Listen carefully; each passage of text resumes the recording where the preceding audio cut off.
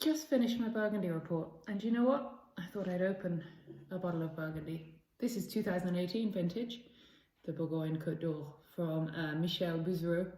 I have a feeling it's probably one of the last half dozen in the country that's still unopened and undrunk, and that's despite the fact that these wines were delivered just before Christmas. So that gives you an indication of how quickly the more sort of drinking level of wines in Burgundy are disappearing off the shelves. We're about to release our 2019 offer. I didn't get to taste the wines in situ thanks to COVID, but I've done a lot of reading, and from what I can tell, they're just ripe, bountiful, with a surprising level of acidity, considering that 2019 had 3 heat spikes in July, and it was seen as a hot year.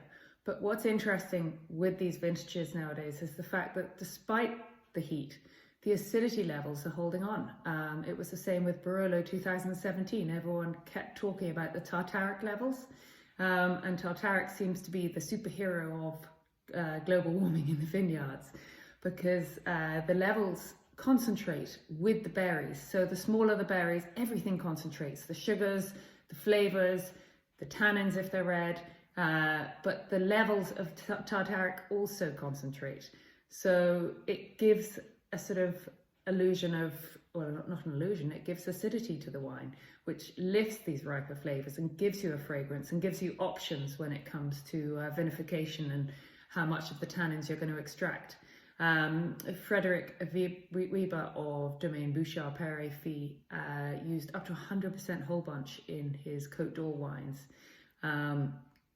because he could, because it was so ripe. The stems were really ripe, everything was ripe, and it meant that he didn't extract tannins, but he extracted fragrant, just pretty aromatic fruit notes. So I'm looking forward to tasting those.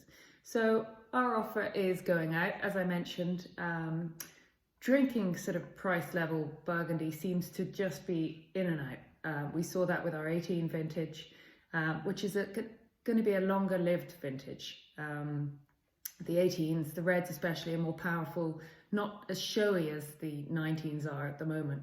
So if you're wondering what you're going to do while you're waiting for the 18s to come of age, buy some 19s and enjoy them, because I think they might be like someone's dirty little secret.